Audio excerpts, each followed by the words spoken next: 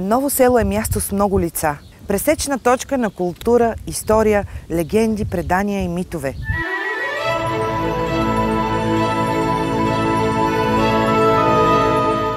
Историята на Ново село започва преди 1700 година. Опожарявано, нападано от чума, изоставено, има го и до днес. Оцеляло благодарение на силния дух на хората.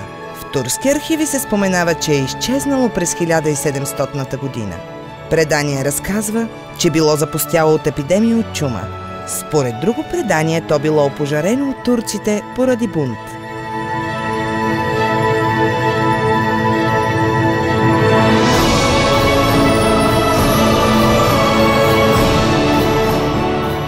Ново село е успяло да запази своята първобитна свежест, стари традиции, стари обичаи, поверия и оригинални особености на българския старинен бит.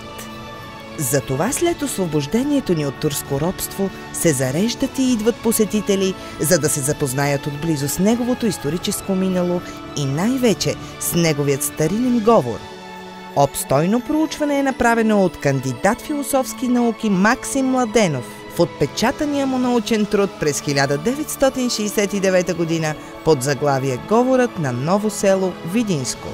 Във формирането на новоселския говор са участвали разнородни говори и всеки от тях е допринесъл с някои свои черти за създаване на днешната му физиономия. Всички села наоколо говорят на влашки, ние говориме на новоселски.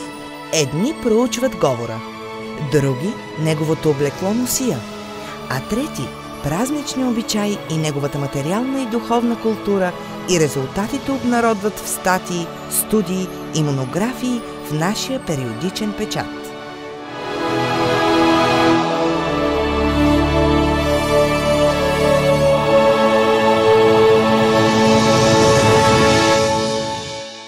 Отначало селото се е наричало Просънъц и се е намирало някъде, където е винарската изба.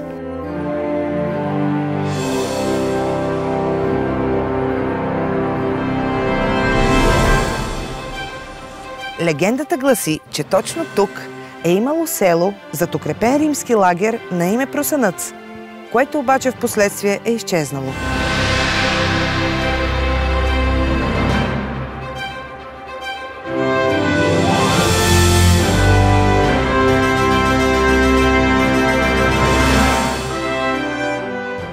Ново село, това е един изстрадал народ, който е странствал като последица от потушаването на Чипровското въстание през 17 век.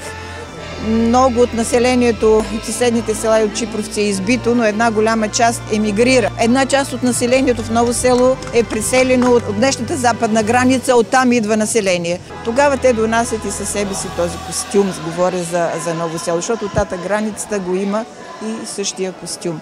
Въстаници, които напуснали България, се присъединяват и други групи. По течението на Дунав намират едно празно място тук. По-рано имало друго село, което умряло, всички хора умряли и те се заселват тук. И затова се казва Ново село.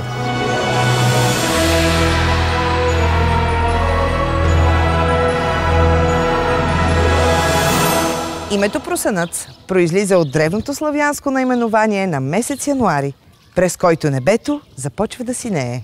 Със същото име Януари, древните римляни назовавали техния бог Двулик Янус, пазител на римските порти, който се рисувал винаги с ключове в ръце. Има още едно твърдение, че името Просънъц произлиза от думата пръсануло, пресъхнало. Едно време по тази коритовидна фуния текла изобилна изворна вода от към света вода и се вливала в Дунава. В Ново село още от преди 1944 година датира името на новоселската гъмза с прекрасните вкусови качества, с добрия износ и добрата търговия, както на изток, така и на запад. И за това, освен земеделието, поминъка на населението остава и лозарство. И ако говорим за Ново село, освен с архитектурните паметници, които са продукт на културно наследство от местно значение, то не бих казал, че на заден план стои новоселската гъмза и, разбира се, рибарството. От 1 януари 1979 година Ново село става център на селищна система, в която влизат селата Флорентин, Винарово, Ясен и Неговановци. Ново село има визия, има едно мото, което е измислено не от мене, много преди мене, и то е "Ми смо си ми". Това означава "Ние сме си ние". И винаги се е казвало: ново село, на селата си начело.